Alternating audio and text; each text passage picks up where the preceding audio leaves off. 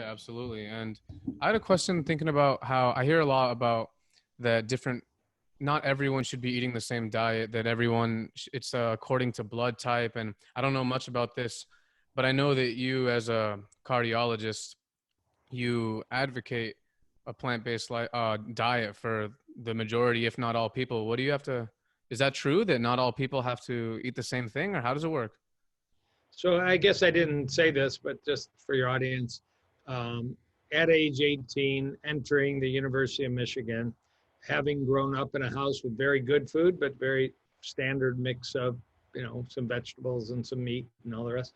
I stopped eating at age 18, all dairy, all eggs, all fish, all meats, white and red meats, and never went back. So for me, I'm almost 62. It's 44 years of doing it this way. I'm alive. I have enough protein.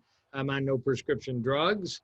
My lab numbers are pretty good. And I've done advanced testing on my arteries. My arteries reflect a much younger internal age. That's what I do with my patients in my clinic. So I did that out of a reaction in a dormitory to horrible food and a great salad bar.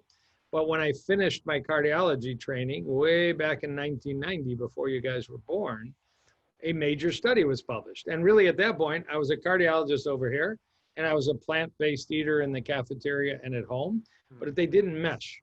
But in 1990, a study came out that said, if you have advanced blocked arteries, which could put you at risk for heart attack, stroke, death, and you adopt a whole food plant diet, you might actually be able to slowly, progressively reverse some of the damage that was done, potentially more powerful and with less risk and side effect and less expense than medication and surgery.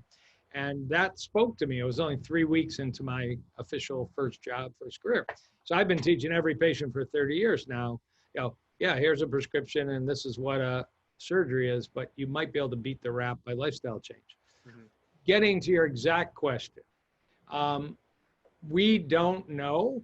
I strongly believe if I just delivered gorgeous meals to the house of anybody, breakfast, lunch, dinner, cleaned out their refrigerator, cleaned out their freezer, got rid of all the crap in their pantry, and I just brought you the best foods in the world, beautiful purple cabbages and green peppers and red bell peppers and quinoa and brown rice and oatmeal and, fresh juices and the rest from green sources and such.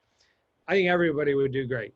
And would love it. Now, does the science definitively say, with I'll just add, attention to a few of the proper nutrients? You got to get enough omega-3. Mm-hmm. Love ground flaxseed, love chia seeds, love hemp hearts, vitamin D, which you can get from mushrooms, you can get from fortified plant milks. Yep. You might want to take a supplement, of course, a little B12. But with that aside, I think everybody would do good. Do we absolutely know that for sure? Are there some people that have trouble with substances in plants? There's something called phytates, something called lectins. We think if it's true, it's a very, very tiny proportion. These are called anti-nutrients. Yeah. But man, they get a lot of attention in the paleo community, the keto community, podcasts. A friend of mine who's a PhD in nutrition and brilliant just 2 weeks ago published a paper on anti-nutrients, and I just read it this weekend. And, really at every step, she had to conclude, there's really not enough evidence to say that lectins, which can be found in beans, peas, and lentils, are really an issue in human health. There really isn't enough. Could be true for a few people. There's not enough data. Same thing with oxalates and phytates. So, if not 100%, when you see a Miley Cyrus give up on it, or you see Liam Hemsworth, her former, I think, husband, give up on it, or Mike Tyson, have they had the right blood? Has somebody really looked what they're eating? Has somebody, made sure they got enough omega-3 and vitamin D and B12 and, whole foods? I don't know the answer, and really nobody knows the answer. If not 100%, 95% of people would thrive, feel better.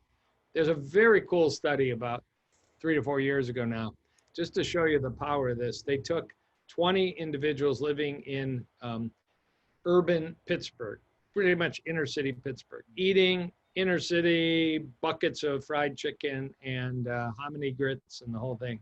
Pretty southern diet, even though it was Pittsburgh. And for 2 weeks, they fed them the diet of shrub people in South Africa, really like root vegetables and nuts and seeds. And they actually did the experiment opposite in a village in South Africa. They Okay. took away their native high complex carbohydrate natural diet, and they gave them fast food and soda and french fries for 2 weeks. But they did hundreds of various tests.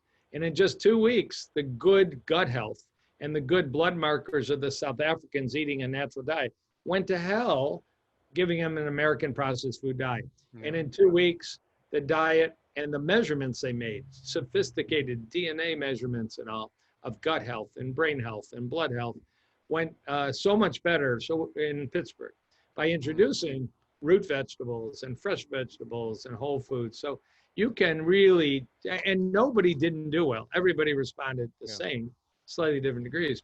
So, you know, you can really upgrade your health, including your gut health, in 2 weeks by just ditching garbage and either adopting a completely or nearly completely whole food plant-based diet. But, you know, it isn't you ditch beef patties and you start eating 3 Impossible burgers a day. Yeah.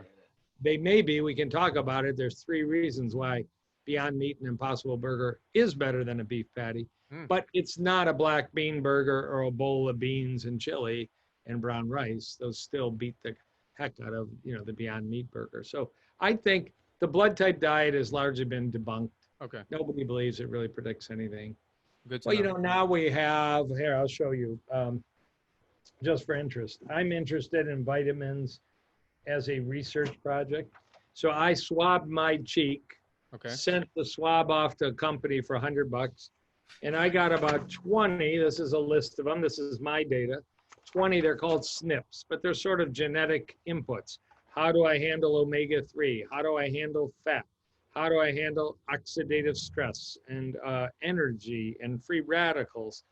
And we're not identical. So they actually, then they custom design a multivitamin for you based on your genetics. You need and it's actually interesting. It's very expensive, but it's all natural products. It could be a little bit more ground up turmeric in mine and you get a little bit more flaxseed. That's amazing. But, and there's companies that do that. They're called nutrigenomics. And they try and predict for you, you know, how to adjust your diet based on that. There's no real prospective data that that's necessary, cost effective. Eat your friggin' vegetables, eat your fruits, eat your whole grains. You'll have a little gas when you add in beans, peas, and lentils. And if you sprout them or rinse them or soak them overnight, it'll be less of a problem. And the odds are you're going to feel wonderful. I mean, there's way more testimonials and science to support that should work for just about everybody at every age, from children to, you know, Gen X to even the elderly. Yeah. Can't you eradicate and get rid of most